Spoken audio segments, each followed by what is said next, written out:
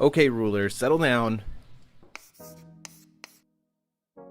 Ruler School is brought to you by Odyssey Games, where you can go to get pre-orders of all the upcoming Force of Will sets, as well as releases of previous sets after they come out. ccgprime.com with over 100,000 Force of Will singles, as well as out-of-print boxes from the past, and TCG accessories, as well as fowlibrary.com, a wonderful resource for deck lists, article discussions, and more. Check them out at fowlibrary.com, as well as these amazing patrons. Special thanks to guest lecturer member Vite Ramen. Thank you for your support. Class is in session. Hey there, rulers. Welcome back after a long week of Force of Will to your favorite ever live Force of Will podcast. It's Office Hours, episode 50. We've been doing this is a long time that we've been doing this show. Get hype indeed. We are here. I am your host, as always, Demo73, and I am joined by, once again, in the grand trade-off of Mike and Paul never being here at the same time, Paul this week. The foil version. The foil version. Anyway, we're super glad to have you here. I just want to say huge thanks to our sponsors, Odyssey Games. If you haven't already checked them out to get your pre-orders in, I believe at this point they actually might be sold out of the Tails deck. So if you're looking to get the Tails deck, you might want to check ccgprime.com. But also you can get pre-orders of everything else still at Odyssey, and also ccgprime.com officially stepping up and becoming a full-time sponsor of the channel. Go over 100,000 singles in his stock, all the way, and out of print boxes all the way back to Grim Cluster and beyond. So check them out for sure. There's links in the description, and of course Foul Library. We are here. And also you guys, the wonderful members of the channel. If you're not a member of the channel and want to consider supporting us to start your tutelage here at Ruler School, get access to things like the emotes, custom server icons, or custom server rules on our Discord server and everything else, you can check that join button down below. It's like a Twitch Prime subscription, goes to support the channel, helps us to buy new equipment like the new professional grade wireless video transmitters that we just picked up for future GP streams. That is all thanks to members, so we're super grateful for that. And yeah, we got a lot of cards to talk about because, man, full set got announced. We got the full set release, so we got a lot of cards to burn through here. Mwah. Super great. What a night. So let's just dig right in. First up, we have Flame Soldier of Moths. This is a 1-drop red for 4 Pierce, Resonance Fire Magic Stone. He gains +2/+2 until end of turn. Revolution, you draw a card. If you control 4 or more Magic Stones, you draw 2 cards instead. This guy is one of the cards that's in the starter deck. He's in the main set as well, but he's also in the starter deck. And I think it is very clear as to why. Yeah. He's just a generic little 1-drop aggro tool. Is he perfect for a starter deck that wants to introduce the resonance mechanic? Yep. Is he gonna see competitive play?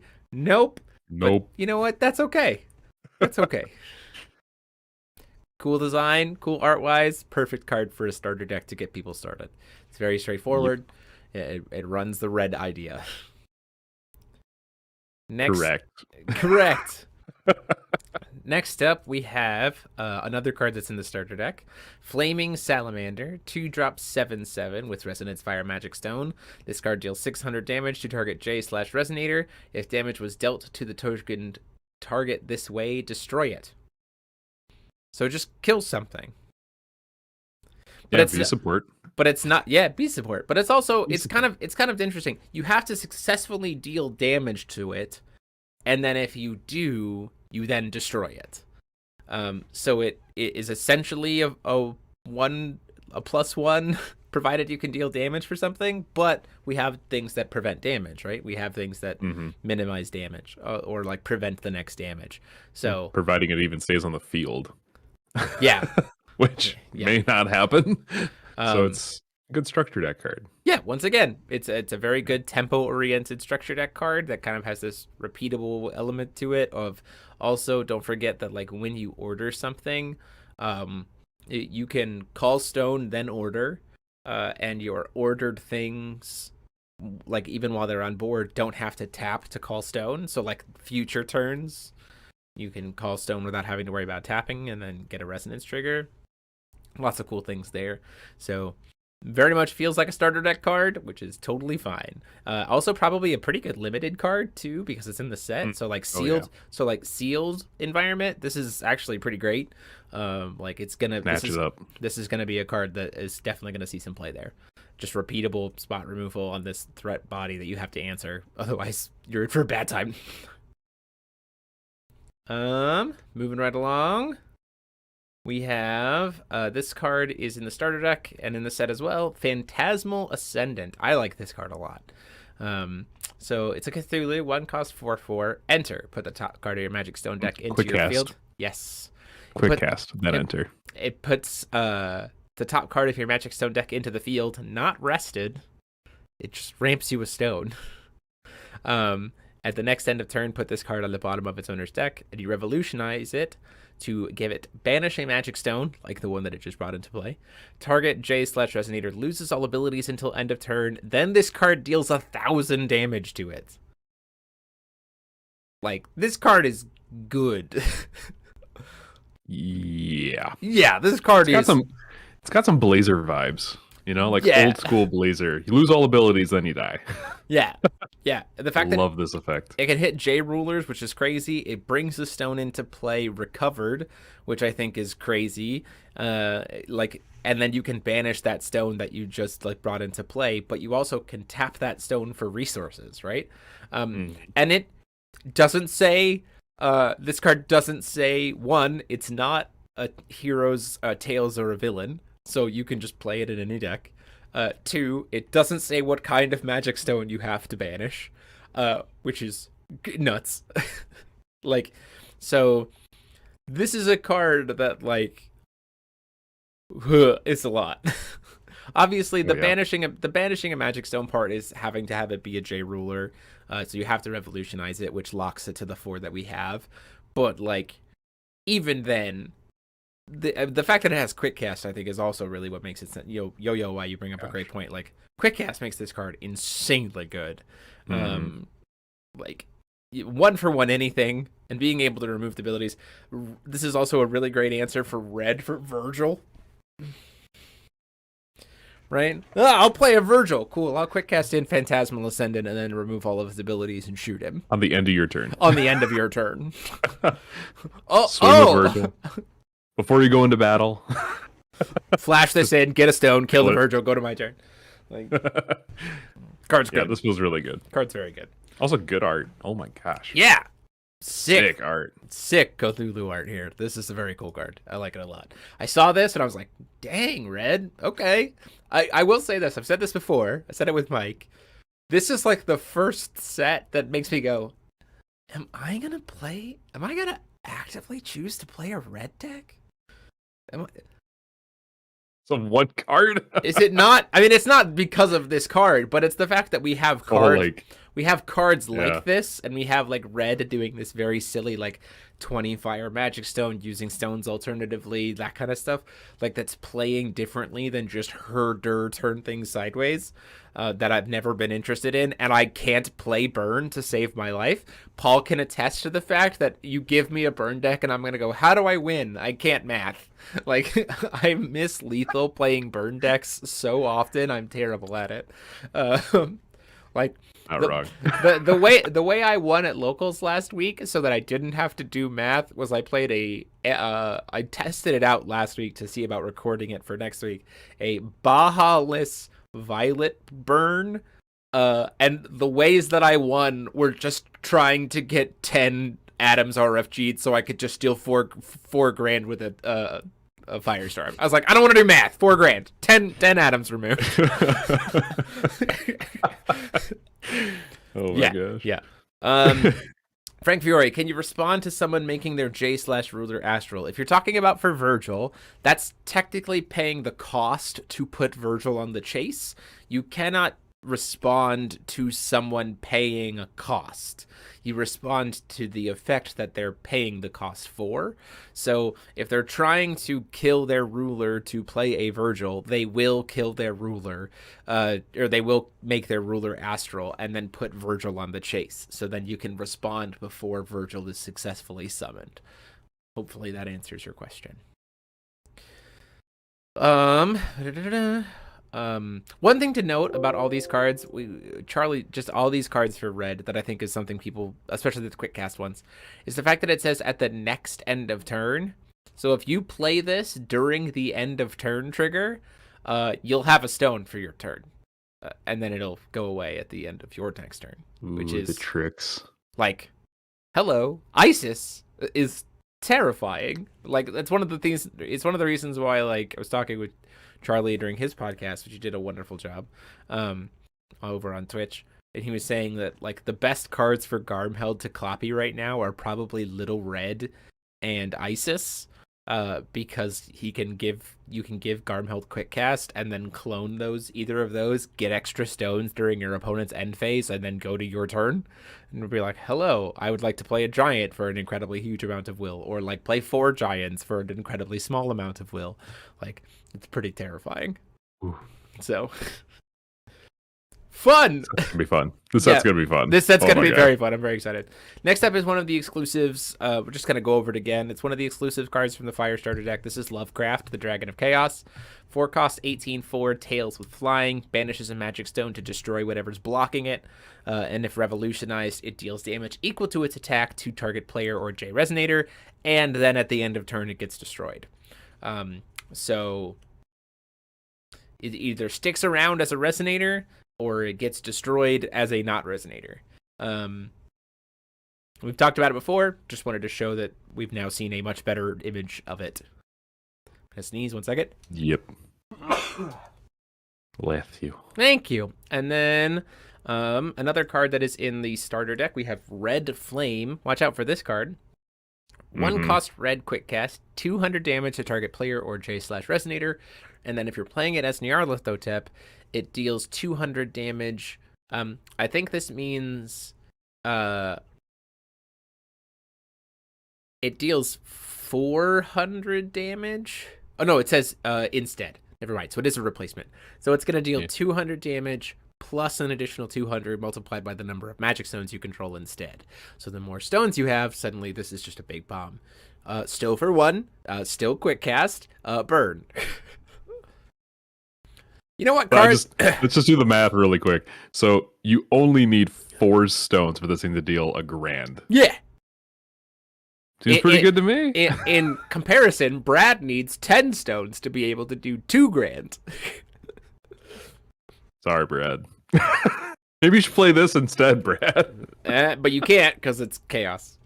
No. Unfortunate. Don't do that then. Yeah. Oh, goodness.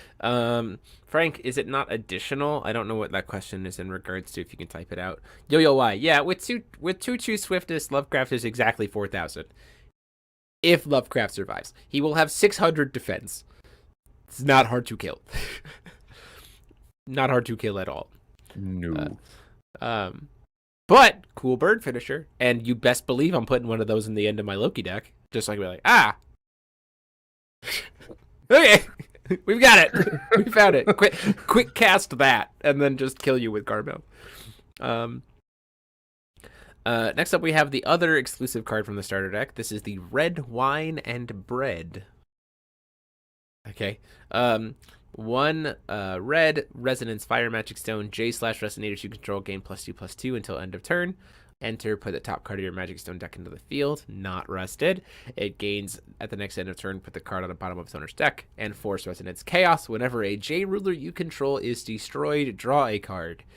Like, don't get me wrong, I think this has playability outside of the starter deck, considering how, like, Gnarly and Loki are the 2 rulers that have, like, the most, like, destroying of their own stuff. Like, this might see play, like, in a standard Gnarly deck, based on how much you're, like, destroying your own J ruler. Well, the effects stack, right? So if you have multiples of these, you get the resonance triggers multiple times. Correct. Plus, it's free every time you play it. Yeah. And then anytime you destroy something, that's multiple draws at the same, like, off of multiple copies of this card. Yeah. This card is amazing. Yeah, this card's very good. I think this card is absolutely worth playing outside of the starter deck. But again, even in the starter deck concept, this card is going to feel very good to play. Oh, yeah. As we look over the starter deck cards for both white and red, these starter decks feel very good. Like, they feel like they're going to have some grit to them. They're going to feel good to play. They're going to synergize well with each other, like well internally. It's very cool. So, good stuff. Between Lovecraft, like, okay, so here's a question. Now that we've seen all of the, between what's been spoiled and what we've talked about, we've seen all of the cards for the Fire starter deck. Having seen that Red Wine and Bread and Lovecraft are the 2 exclusive cards for the starter, if you don't care about the ruler at all, do you think that the starter is worth $15 to pick up? Because this has been a debate in the Discord servers, right? Of like, well, if I really only care about these 2 cards and I don't really want to play the... Although I do think that Gnarly in the set and Gnarly in the starter are very different, like, in terms of builds. But they're like, yeah, if you don't care about the rulers, you're just gonna buy singles for the starter, which feels very weird. But like, would you justify spending $15 on the starter just for these 2 cards? So you get a different ruler. Correct. And you get one really good 1-drop edition. Playset of it. A playset of it plus Lovecraft. You get a playset of it plus Lovecraft. Plus Lovecraft. The dragon. So I think that's highly dependent on, you know, and spoilers, I have not seen all these new cards yet. Sure. Like, I am sitting down, these are fresh to me. So if at the end of the day, the cards that are going to be in the set that are really good are like high rarity, you might want to snap those up in the starter deck so you don't have to like worry about grabbing them in the set. It might also depend on how many of these cards are actually in circulation. Sure. I don't know what that was. Sorry. Oofta. Wow. It depends on how many of the actual structure decks get into circulation. Sure. And so then it'll determine like how much those singles are going to be on the secondary market. Yeah. And also it determines how many people are going to crack open starter decks for singles. Like, if I'm a seller and only 2 of the cards in the set plus the ruler are exclusive to the starters, I don't think I'm cracking sealed starter decks for singles. I don't see a point to there when I could just move a $15 starter deck that like significantly easier. Personally, I think that between the Game of Gods Gnarly, or the Order of the Game Gnarly, Red Wine and Basket, or Red Wine and Bread, and Lovecraft, I think the Fire starter is absolutely worth $15. Just for the ruler alone being different. I mean, rulers usually go from like 20 to 30 based on like playability. And then you have like outliers where Brad's like 8. But like, even then, like, let's consider the low end of like Brad at $8, right? And then a play set of, let's say these cards are $1 a piece, right? So then, that's $16, which is $1 more than the starter. Yeah. So like, it feels like it'd be better for value-wise just to buy the starter. I will preface this and say, for a new player, this is $15 worth, because you will pick this up and say, I don't know how to play this game. Absolutely. And you were going to have a great time. It's going to be worth your 15. Correct. If you're competitive and you're just looking for like the play sets, you probably have disposable income and you could probably just pick this up and, it's still a good investment. Yeah. Yeah. Yeah. Just buy it. Just buy it. Just buy it. But like, we want the company to make starter decks, right? So like, do it. Just tell them you like it by buying it. Okay. So let's go into the white stuff that's in the starter deck. This is Artillerist of Faith, 1 cost 3/3 with Pierce. Gains +X/+X, where X is the highest total cost among entities you control. You may discard a card. You may discard a card. If you do, this card deals 200 damage multiplied by the total cost discarded this way to target player. Draw a card. So fling a card at him and then replace it. I'm not gonna lie, this card is pretty great.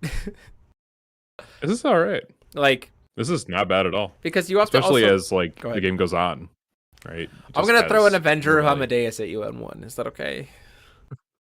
I'd like to do 2,000 damage to you on my 1-drop with an Avenger of Amadeus. Also, we have Burn in White now. Yeah. Sure. Why not? Sure. Fine. Why not?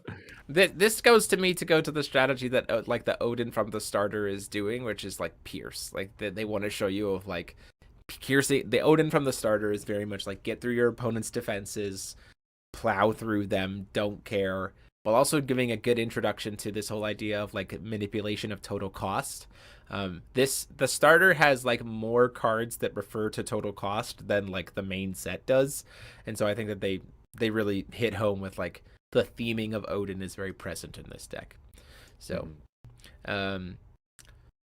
next up we have one of the 2 exclusive cards. We've seen it before, but now we can see it up close. This is Gary and Frecky, the Greedy Wolves. 3 drop or 3 white and 2 13/13 villain. On enter, you remove target non-magic stone, non-J ruler entity you control opponent controls from the game, and when it dies, it does the same thing.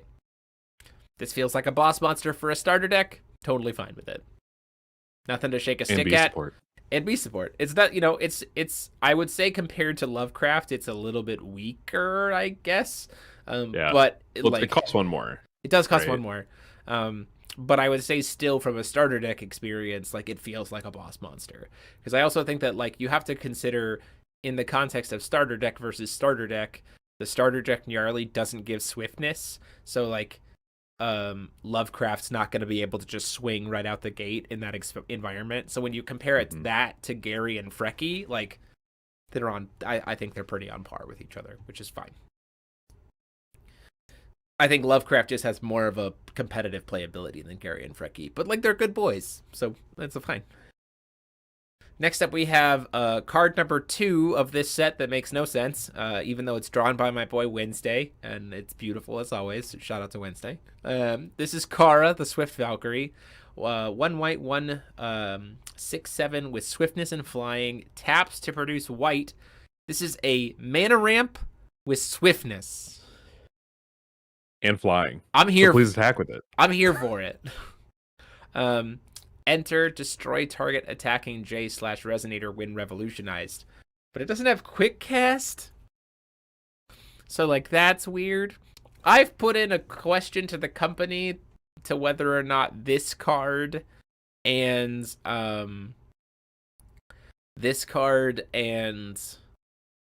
the White Mage of Ma'at were meant to have quick cast. And maybe it's just a formatting issue, because at least with the Mage of Ma'at, you can like argue that the Loki spell can like give it quick cast, but like this card has no way in the starter deck to be able to get quick cast, so it is strange. Yeah, it's very weird. Yeah, it very strange. Although I mean, like having a 2-drop white dude with swiftness that ramps you white in a starter deck environment, great. Oh yeah. Yeah, I'm for it. Let's do it. Let's play things.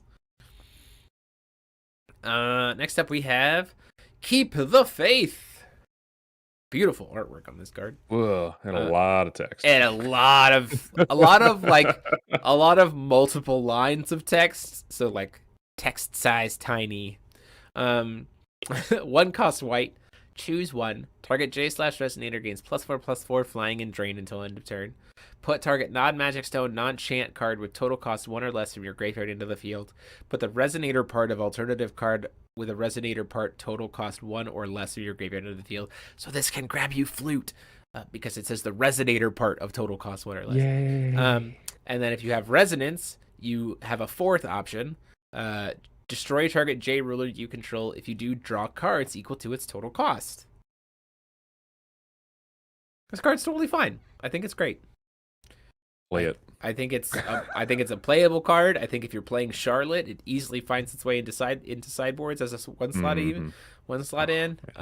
Like good card. I like the fact that it can grab our 1-drop light alternative cards. Like grab a Flute. Mm-hmm. Seems great. That's great. Which you'll probably play in this deck. Oh yeah. Oh yeah. Like you're absolutely like Flute's about to be so huge. She's about to be so important. So yeah, Keep the Face a good card. +4/+4 flying and drain also, nothing to shake a stick at. Next up, we have the Praying Valkyrie. So, this one caused a lot of confusion on the Facebook page. So it's 2 white and 1, flying 9/9. If this card would be put into the graveyard from anywhere, remove it from the game instead. It gains counting if a total cost would reveal thing +1. So it's a +1 for card total cost. You can pay 1 white to discard it and draw, which would then remove it from the game to then start counting more. They fuel the mechanic within the starter deck. It's good. And then if you revolutionize it, you gain 1,000 life, draw 2 cards if the total cost of this card is 5 or more. Which means if you have among your RFG effects or things that bump up the total cost of stuff a total addition of 2, then her enter as a 3-drop is a 3-drop 9/9 that gives you plus 1,000 life and 2 cards. Like, this card might see competitive play. Oh yeah, this card's solid. Any Odin deck would be crazy not to run this. Because also, the Odin deck it refers to total cost of this card at resolution, right? So you can order it, so it will resolve, put the Odin enter effect to mill a card on the chase, mill something like Brunhild, which adds 2 to its total cost, and then suddenly you have a 3-drop 3-drop 14/14 pierce, or 3-drop 14/14 flyer that gains you 1,000 life and draws 2 cards for 3. Send it. Like, that's great. Do it up. Let's do it. Man. Yeah, great. Joey Fuller, do you still get the card draw if your ruler isn't successfully destroyed? Let's go back to Keep the Faith.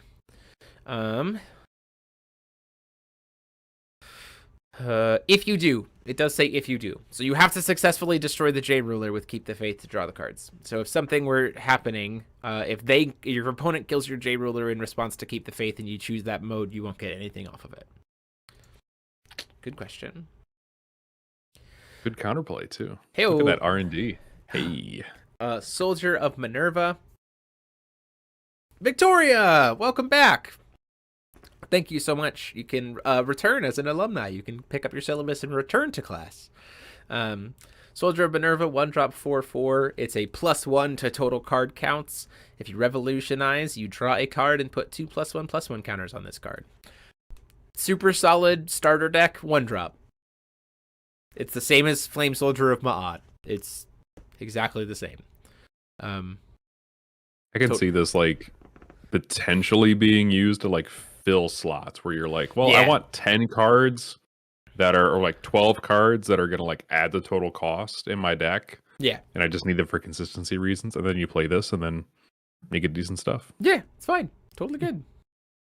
I'm not going to lie. The Odin mechanic of like checking total costs and like manipulating your total costs is super cool. Makes me super sad that Dante exists. Because like Odin is the like hardcore Kaguya counter, and then Dante looks at Odin and is like, okay, shut up. Stop talking. Just sit down. None of your you don't get RFG effects. I have a god art. You can stop now. Poor buddy. It's gonna be okay. Oh, man. It's gonna be okay. It'll be fine. It'll be fine. White has canceling of god arts, so you're fine. Just use the spear, man. Just the spear. play the spear.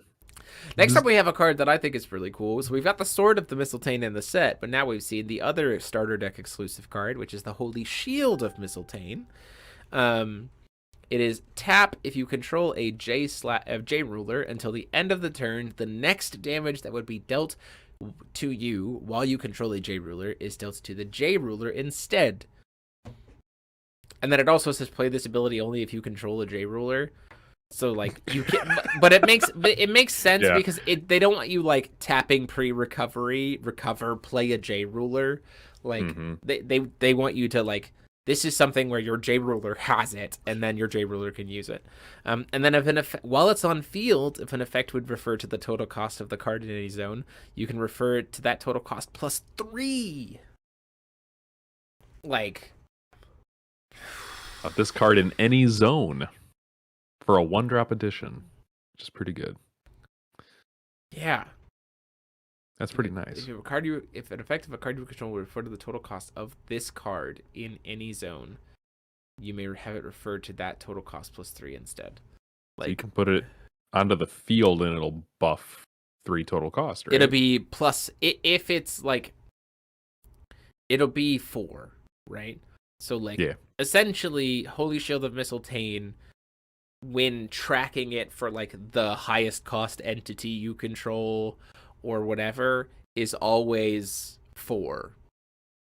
But as a 1-drop, like as a 1-drop, it counts for total cost 4. Like that's pretty dang good in terms of like the early protection. Slam this with like Kara, like play a Kara ordered, immediately tap her to play Holy Shield of Mistletain. You've got her sitting there, she's buffed up, and you've got the shield ready to go. Like, seems like a starter deck play to me. Like, that's totally fine. Sounds good. I'm very excited to see this again. I think with Shield, and Frecky and Odin, as a competitive player, I have a harder time like being like, yes, these are very clearly going to be cards that I'm going to play competitively. But that being said, like you said, if you're a competitive player, you have the liquid. Just pay $15 and have these. It's gonna be the company, yes. it's gonna be easier for you. But as a casual player, like this starter deck feels very fun. It feels very much my $15. It'll get you a very good vibe of what Odin's trying to do. I'm here for it. Totally great. Mm-hmm. Moving out of the starter deck cards, we're going to be bouncing all over in the attributes today. There's only one fire card we haven't already seen, which is the Ambushing Scorpion. So it's quick cast, 1 red, 1 white, 1 red, 1 void. Quick cast with Bane. Quick cast with Bane. 7/7. Enter, put the top card of your Magic Stone into the field. Not rested. It gains until the next end of turn. At the next end of turn, put this card at the bottom of its owner's Magic Stone deck. Card's good. Solid. Card's fine. 1 for 1 that ramps you a stone at quick cast speed. Like, okay.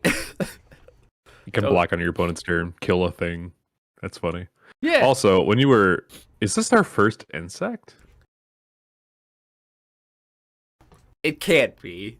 It can't be our first ever actual insect race card, can it? Hold on. This can't be. Here we go. This can't be real. We're doing this live. We're doing it live. Shoutouts to Fow Grimoire. Oh, it's not. Okay. It's not. Deadly Horsefly was the first insect. Annihilation Scythe, Barbed Volcano Scorpion, that's a Valhalla card.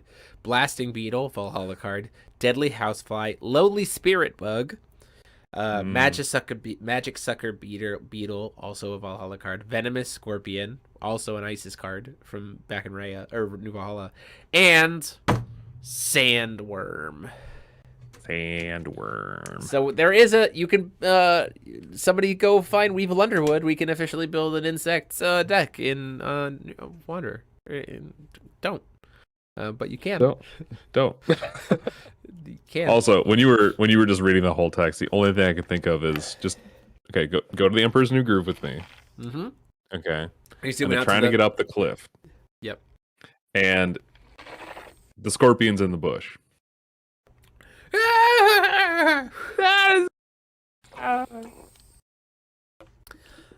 Next up we have Giants Advance.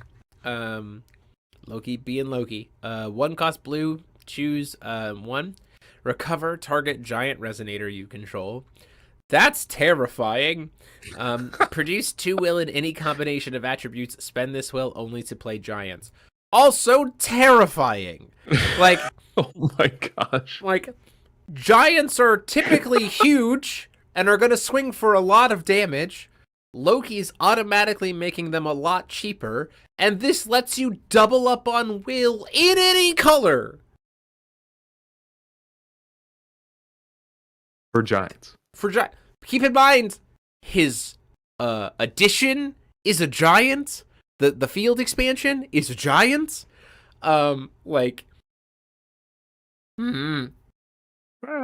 This card is good. Like, hello, I would like to blow up my own J-Ruler and spend 1 will to produce 2 black. I'm going to play 2 of the black giant. Please discard 2 cards, and I have 2 instant speed neg-10s on the board now.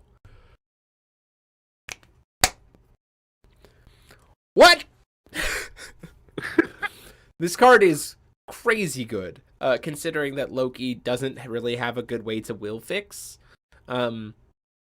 This card is crazy good. I think that this plus Loki Enter the Game of Gods, which like is how you get other color will to mandatory 4-ofs in Loki decks.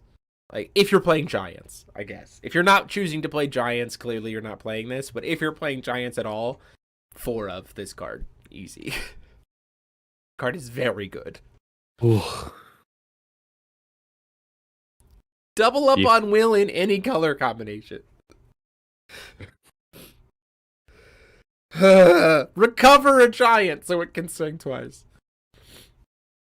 This is terrifying. Speaking of giants, here's the Masked Giant of Trickery. You may play this card without... It's a 3-cost 10/10. You may play this card without paying its cost if you control an entity. An entity! Keep this in mind. With tails and an entity with villains. Your opponent must target this card with spells or abilities if able. Keep in mind that the stones count as a tails or a villain. So if you have the villain stone even at a 1-of, and then you play a Garmheld and make it a tails, you fulfill the requirement to be able to play this guy for free and have a 10/10 magnet on the field.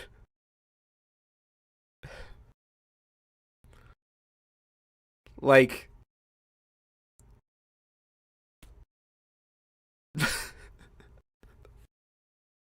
Some of these giants, man. These giants get me. Giants sound like fun. Giants sound super fun, man. Giants are going to be a blast. Victoria, we miss you too. We miss you too, Victoria. We'll be at the next GP, wherever that one is. At least I will be. Paul will be there if he's allowed to leave his house at that time because of work. Not that he like wouldn't have permission to go, but like if like work if like he's free, whatever. Okay, moving on to the next card. It lets me out of my basement den. Yeah. Oh my goodness. Let's see. Oh nope, that's not the right thing that I want to change. Overall, like Masked Giant of Trickery is like cool. Like it's a cool card. I don't think it's like insane, but I do think like. Cool. A potential free 10/10 is pretty insane. That's a magnet. Like yeah, it just protects. Like, you want to kill that? Oh, you can't. Sorry. Like it's a really good way to protect Garmheld. Like that's the part that I think about it is like if you really need Garmheld to stick in whatever Tails version he is, like it's pretty. Well, and then what happens if you have 2 out? Right? They have to target. Well, they'd get to choose. They would get to choose, right? Which of the like mass giants they have to target. Gotcha. Yep.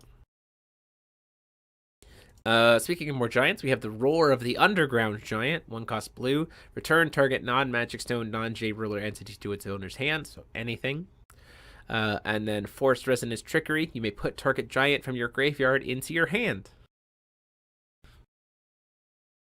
So, I mean, just casually go 2 for 1. Just like casually go +2. It's fine. Wait, guys, what if Bewildering Charm was better? Yeah. Ta-da. Yeah. Kinda. Remember how Bewildering Charm was bounce or draw? What if you're just playing as Loki and you do both? Wait. Why not? Wait. What? It's anything, right? It's not a J-Ruler and it's not a Magic Stone. So it's literally anything else. It could be Regalia, it could be an addition, it could be a Resonator, it could be anything. Yeah.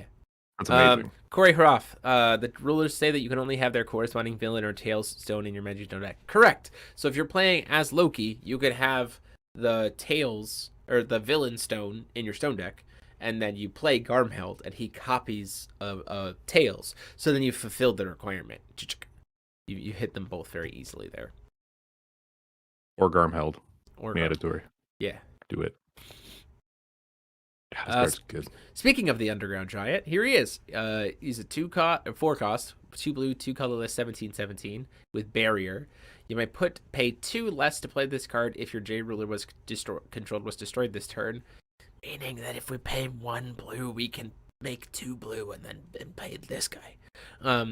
This card enters the field rested, and which is very strange. And then if he's revolutionized, return all resonators your opponent controls to their owner's hand.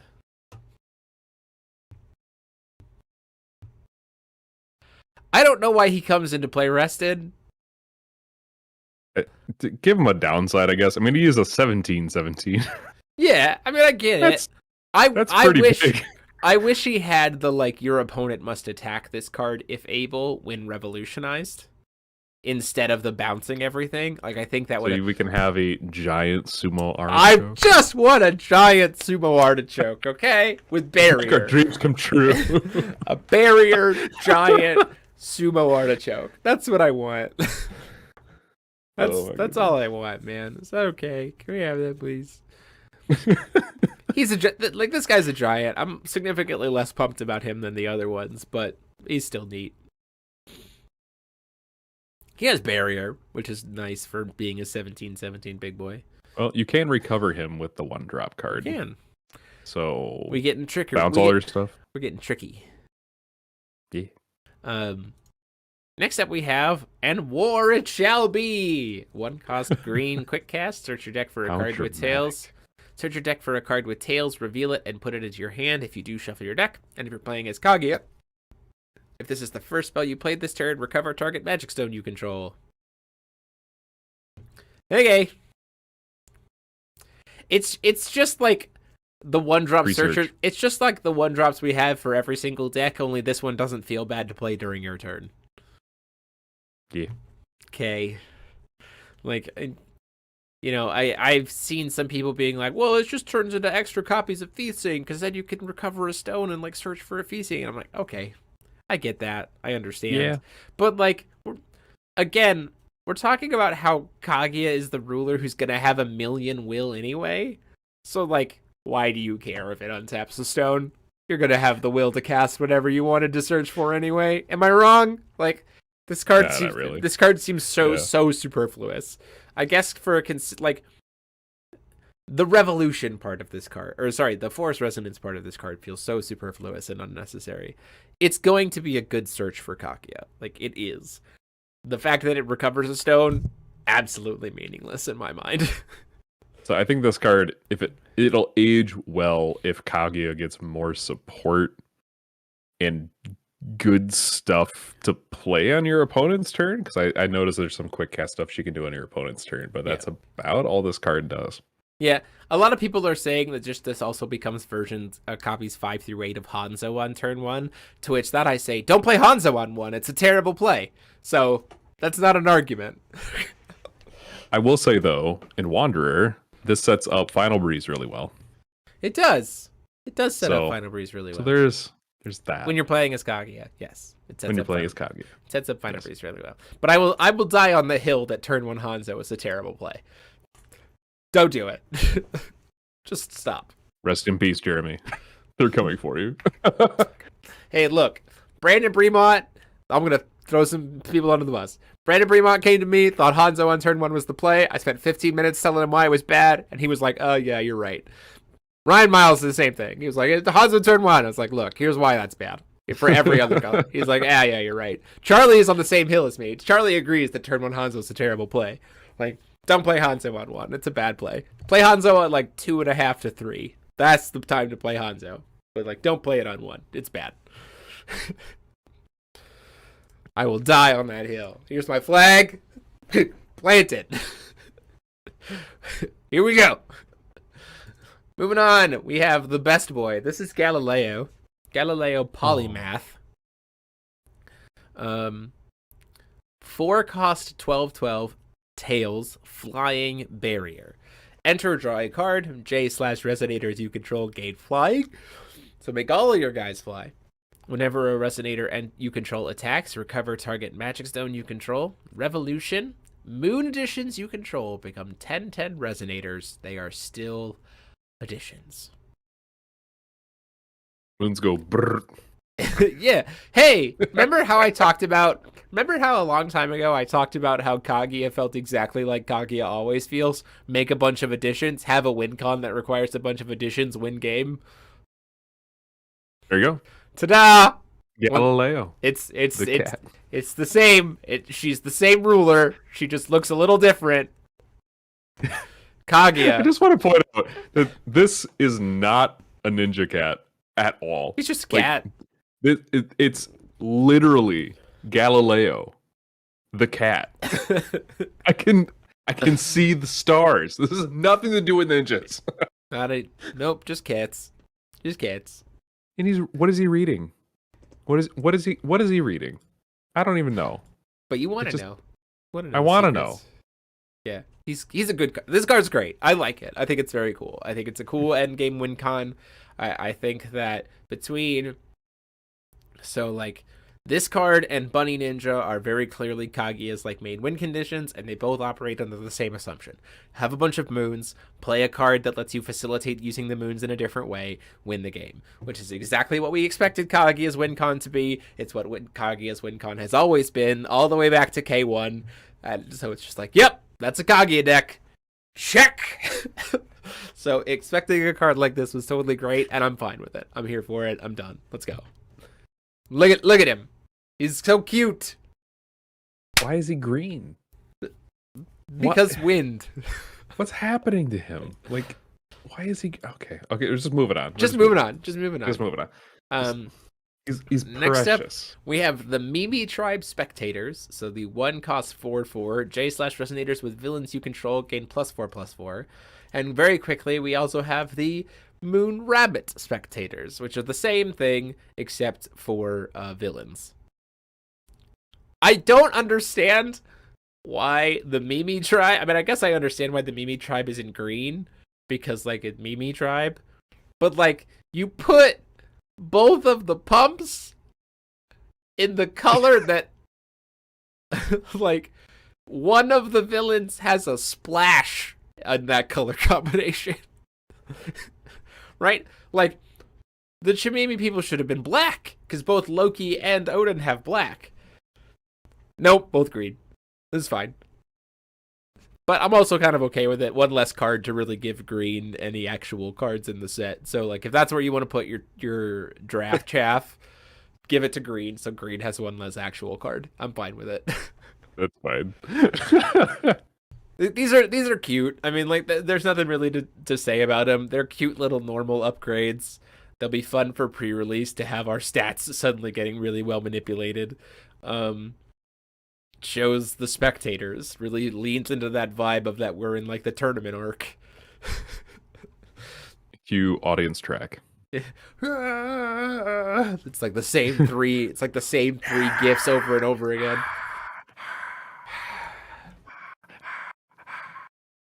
So nothing really impressive there, but there you go. Next up, we have the Ninja of Silence. 2 cost 6/6 Cat Ninja. You may pay 1 green less to play this card if you control a J-ruler. Enter, prevent all damage that would be dealt by target J/Resonator until end of turn. It's a Melfi. It's a green quick cast damage prevention. Don't get me wrong. I'm really liking this set a lot. I think it's very, very cool. I am so not interested in Kaguya.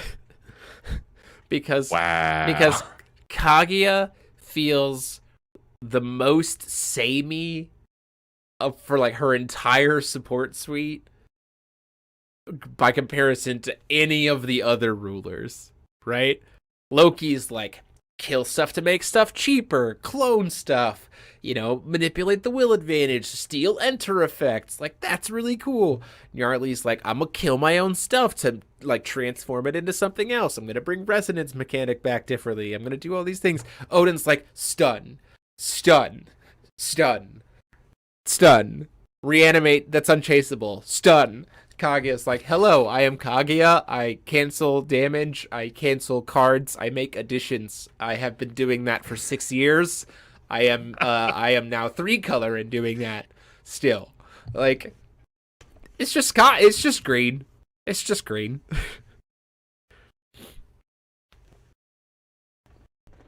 The green ruler. It's just kind. I mean, like it's just like. Yeah. Am I wrong? It's just doing like the same old takes on green. Like this is a worse Melfi. Like. Because it doesn't ramp. Sure, it doesn't ramp you anything. Because it doesn't ramp you anything. Like, sure. I mean, it's got decent stats and it's got quick cast, so I'm like, it's okay. Yeah. And it can get cheaper. Yeah. Which you're almost always gonna have a J ruler. So a 1-drop 6/6 that prevents damage is pretty good. Yeah, I mean, like, good card, but like not nothing crazy. It's not, also, why does it? Also, why does it have cost reduction in the ruler that's gonna have 1,000,000 will? Like, Kagi's gonna have so much will. Why does she care about things having cheaper cost? In case you don't have moons, I don't know. Also, recognize that this card is not Tails. That's true. So this is like good generic, green stuff too. Yeah. It's just a worse Melfi. I can see this in 6 Ages, maybe? With Thesing? Yeah. Maybe. Not a bad card. It's a good. I mean, it's really good in draft, in my opinion. Oh yeah, hands down. Yeah. In the limited environment, this card's great. But like in the limited environment, Melfi was great. In the limited environment, like we have Melfi in the cube, right? Like there's a reason. Like this card's good, but there's nothing about this card that, like you said, there's nothing to write home about it, other than cat ninjas being cat ninjas. Sorry, my energy level today about these cards is just way high. Next up we have Wind Moon, 1-cost Moon Edition. You may play this card without paying this card's cost. If a Wind J ruler was put into the field under your control this turn, enter, draw a card. Moon Ramp. Yes. Okay. I like it. I have nothing else to say about this card other than it's Moon Ramp. Okay. Also, why is the moon green? That's not healthy. Because Wind Moon. That's not healthy. Like the moon like if the moon is green, we're screwed, man. That's not a good idea. Yeah. That's like pollution, solar winds. Next up, we have the Call of Darkness. I like this card a lot. So it's a 1-drop. You may search your deck for a card with Villain, reveal it, put it into your hand. If you do, shuffle your deck. If you're playing as Odin, search your deck for a Valkyrie without Villain, reveal it, and put it into your hand and shuffle your deck. On top of searching for a villain. So you get a non-villain Valkyrie and a villain. And then if you're playing as Loki, search your deck for a giant without villain, reveal it, and put it into your hand. If you do, shuffle your deck. So, go +2. Also, like, here's your Wanderer support for DBV.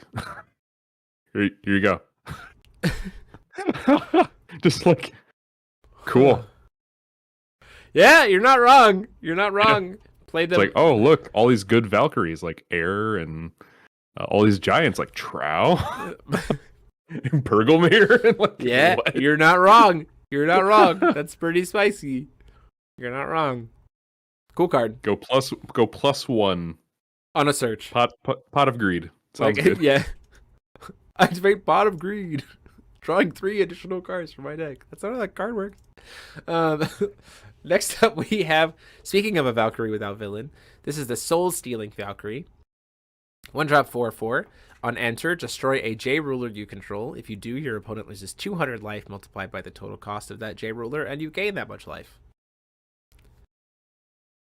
This is good for both Loki and Odin. Like, Loki wants to be destroying its stuff anyway, but has stuff that's really high costed. And Odin wants to be playing Valkyries and killing his stuff anyway, so he can like reorder and reanimate things. This card's great. Yeah. I mean, but also like this would stack with the cost stacking abilities, right? Yes.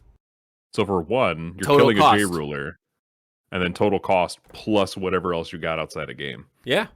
You're potentially dealing like 10, 12, 1,400 life. Yeah. That's a lot. And gaining that much 100. So like it's like a 2,800 life point swing for a 1-drop. Good. Like this card's, and it has flying. Like this card is very good. Solid 1-drop. Oh, she cute. Good job, Victoria.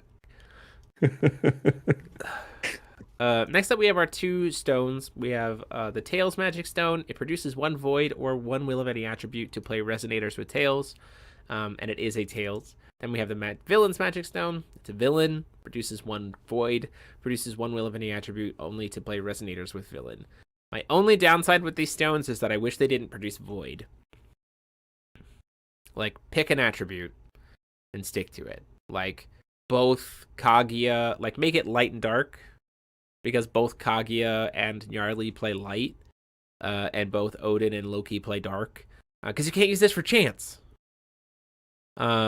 So because of that, I think it's like at most a 1 of in competitive play, like at most, purely to take advantage of the fact that it counts as a Tails or a villain. Well, it also alleviates that issue we've been talking about where we have all of these stones that could potentially like fix our will to be just completely multicolor. Right. So I can kind of see this working out. Like these are like stones that you fill out your deck, your deck with, right? Yeah. So it's like I'm glad we have them. Yeah. No, like if they were gonna make a stone for Tails and villains, I'm glad it's this. Right? Like these stones feel fine for that, because you're probably always gonna have a resonator with. Like, if you're playing a Tails and Villains deck, you're probably going to have a Resonator in your hand that's a Tails or a Villain pretty much at all times, right? So that feels great. The fact that you can't use them for chance of any kind feels really weird. Like, that just feels weird. Or additions, which just feels kind of weird. That being said, like you said, I think it fills out stone decks where it's like, 4 of like the Magic Stone that gives me the most versatility, 4 Magic Stone of the 6 Sages, a Rag Stone, and this. Also, like, Rag Stone is going to be in like every deck, like as a 1 of, because of the fact that you don't have to tap your ruler. Like when ordered, you don't have to tap your ruler to call a stone, and you can tap your ruler and still order it.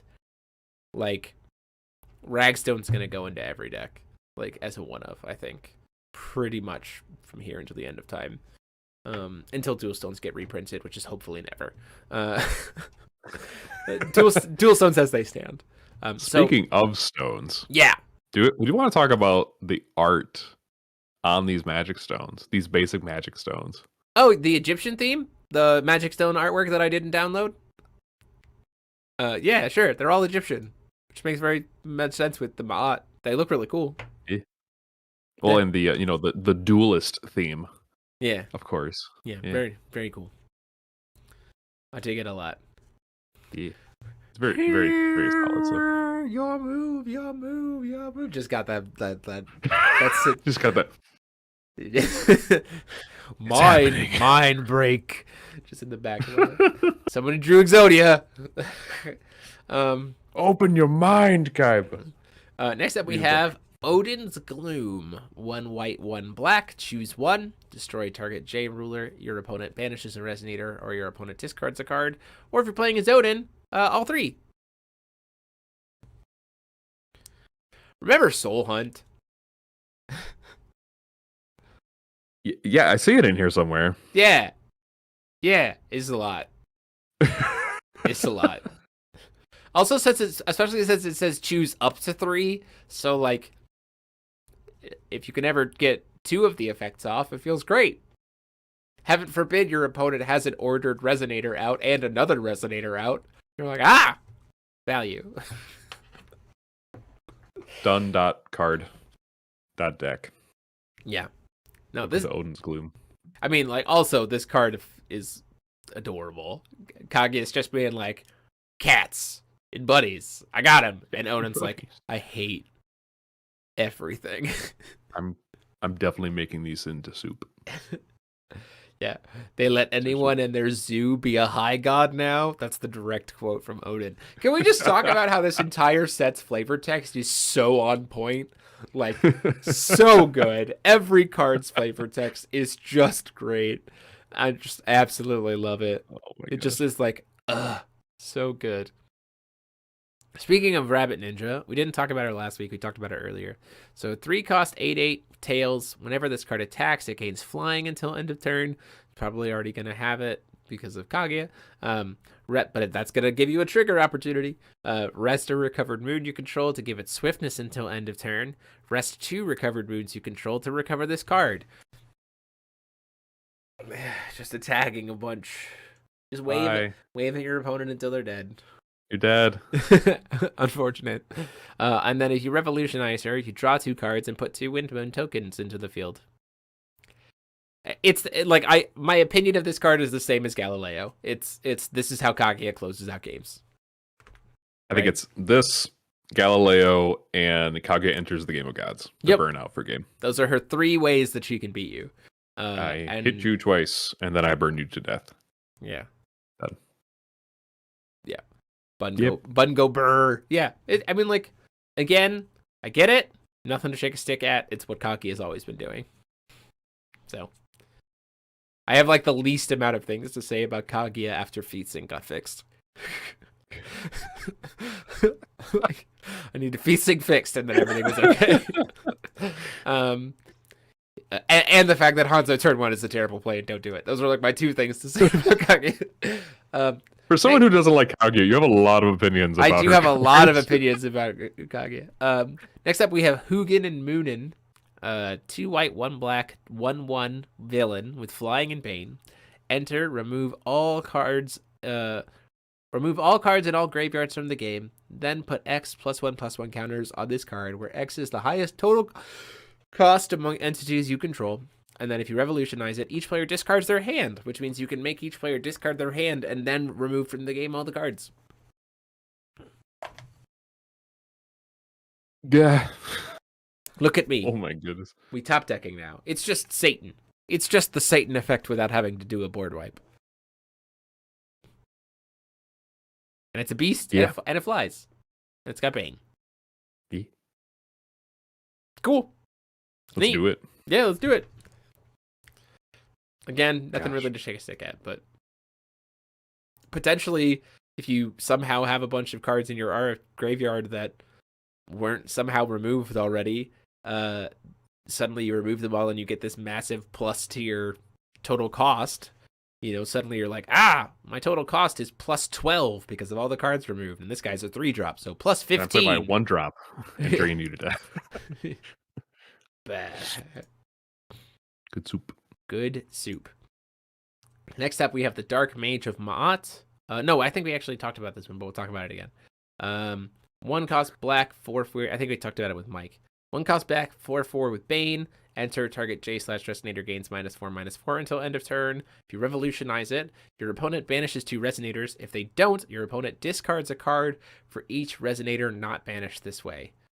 This card is insane. So what if the Darkness Hero was good? That's what I thought of when I saw this. This card is insane. You play it in Odin so that it has the stat pump and doesn't have to kill itself. Play it on 1. Make your opponent discard 2 cards.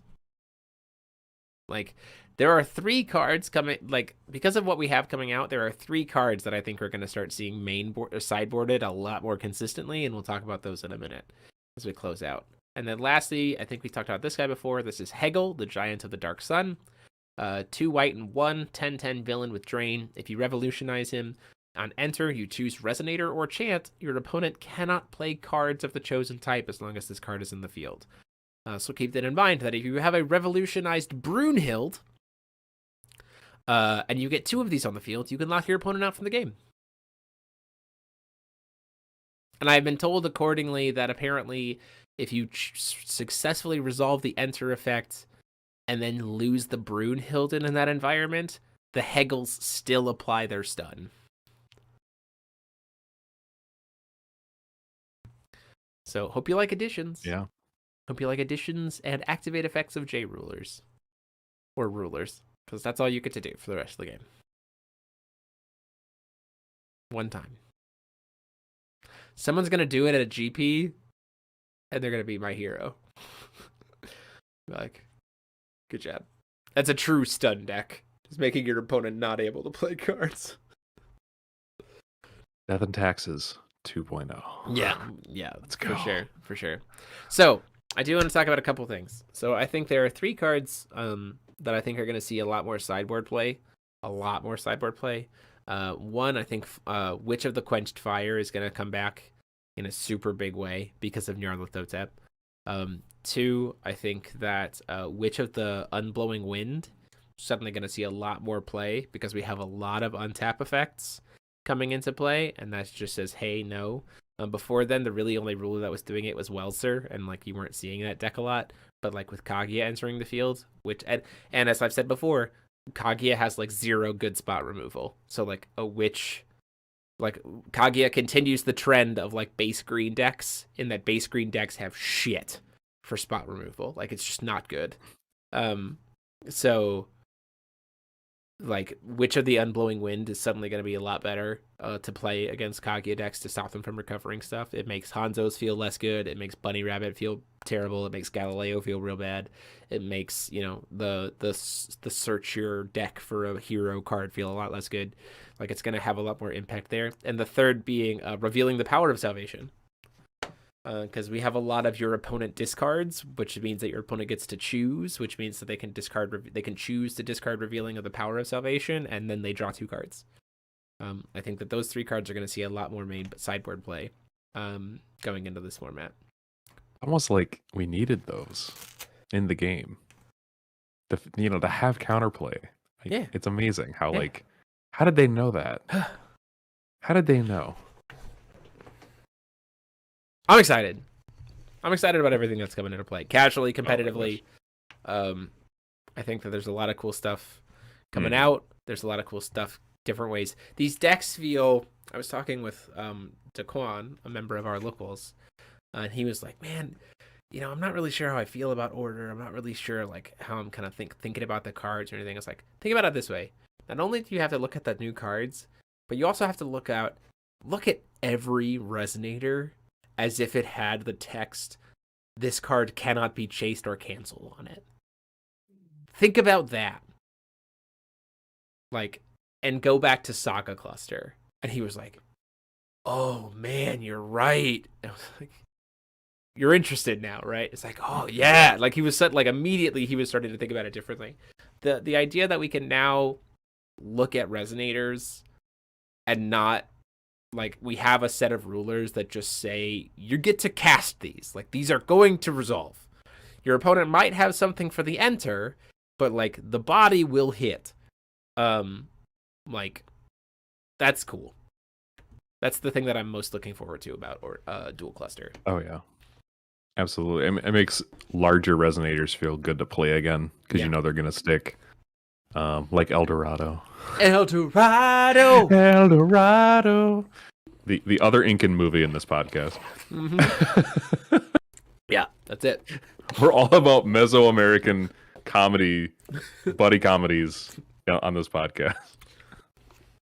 That's what we are. Get my mandolin. I gotta rewatch that movie now. I've cosplayed as Miguel. Oh my gosh. Or no, Tulio. I think I cosplayed as Tulio at one point. I don't remember. Me and Mike Pernito did Miguel and Tulio.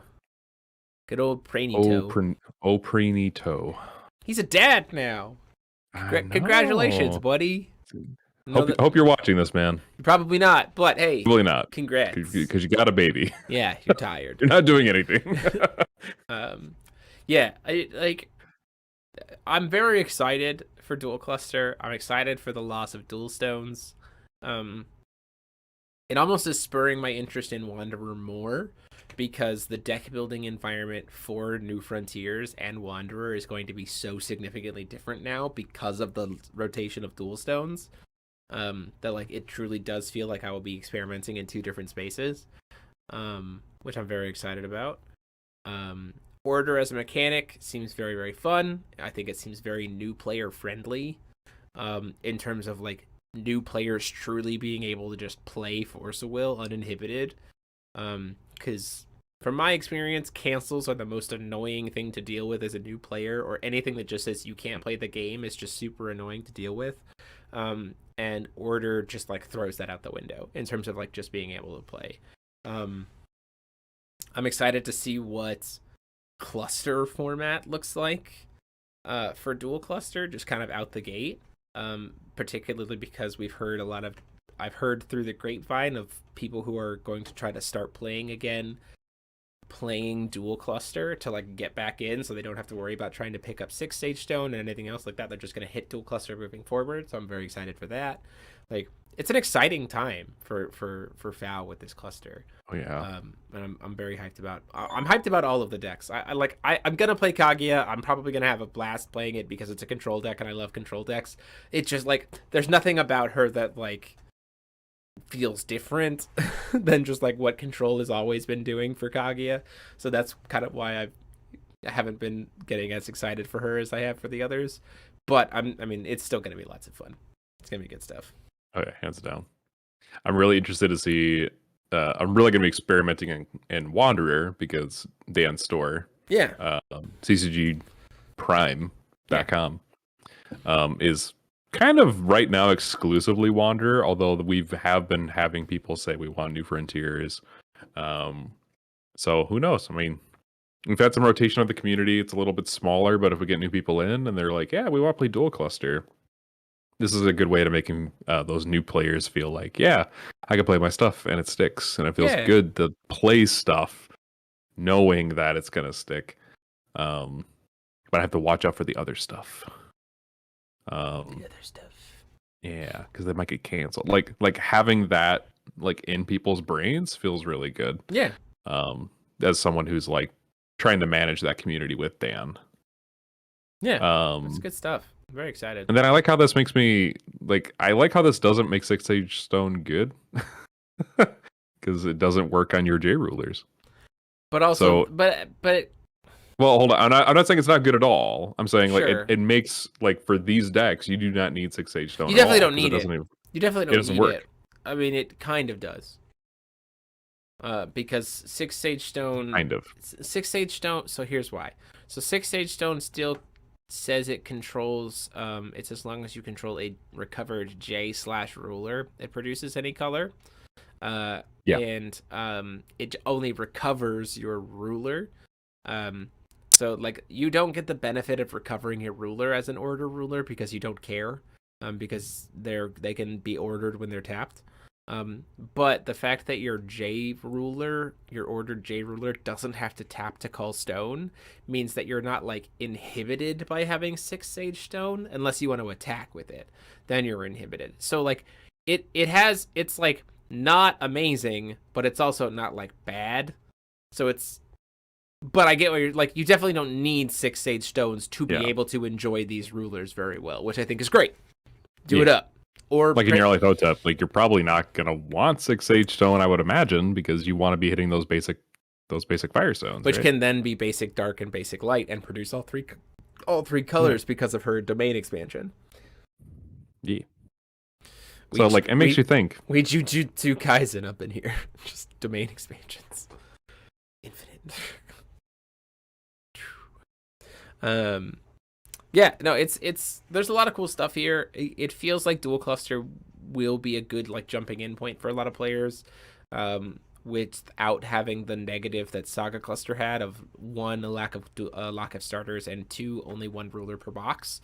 Like that was like Saga cluster had a really good potential for like kicking off as a new cluster, but then it had those few shortcomings, and it does feel like dual cluster is learned from that. In terms of set design, in terms of starter design, in terms of set ratios and stuff, they've learned that mistake. So I'm very much looking forward to it. It's gonna be a good time. A free tourney at CCG Prime in Ionia, Michigan. 12/18. The more you pay for your entry, the more cool stuff you get. But it is a free tournament. It's gonna be New Frontiers, and Sage Stone's gonna be banned for that tournament. So. Oh, Dan. You did it. Thank you. I mean, I told him to ban 6 sage stone, but Jeremy and Dan, you did it. Yeah, just wanted to see what the environment would be like without a 6 sage stone ban, or without Perfectly 6 sage stone, fine. which would be cool. So looking forward to that. And again, thanks a ton, CCG Prime, for stepping up and becoming a full level sponsor of the channel. Super appreciate that. With that being said, Paul, that's it for us for tonight. We did it. We did it. finished. We finished all the We're spoilers. done. We're ready for Dual Cluster. We're ready. We're speeding up to slow down. We're speeding up to slow down. Tomorrow we will have, for the members of the channel, you will be able to watch our feature match of El Dorado Lumia versus Zalus Palace Sages from good old Josh Mostart, the bardiest of bards. That feature match will go up tomorrow for members, and then if you are not a member, you can watch it on Wednesday, so look forward to that. We'll have deck profiles for both of those decks up later this week, and then we'll be back next week to kind of talk about some stuff, and hopefully our how to start playing in 2022 video will go up sometime next week, within the next couple weeks, to be ready for Dual Cluster launch, because our previewed product for Dual Cluster is supposed to be arriving soon. So very much looking forward to doing the unboxings there, getting ready for pre-releases, and doing all that fun stuff. So check out your local game store if they haven't already signed up for a pre-release. Consider going to Odyssey Games to pre-order a pre-release kit to host your own pre-release. If you don't have a store that's going to be able to do it, it's going to be an absolute blast. As always, check us out in the links down below for all of our wonderful sponsors, and we'll catch you back here later next week. So until next time, this is Demo73 and Paul Reisman saying, class dismissed. Scorpion! Class dismissed. Have a good night, everybody.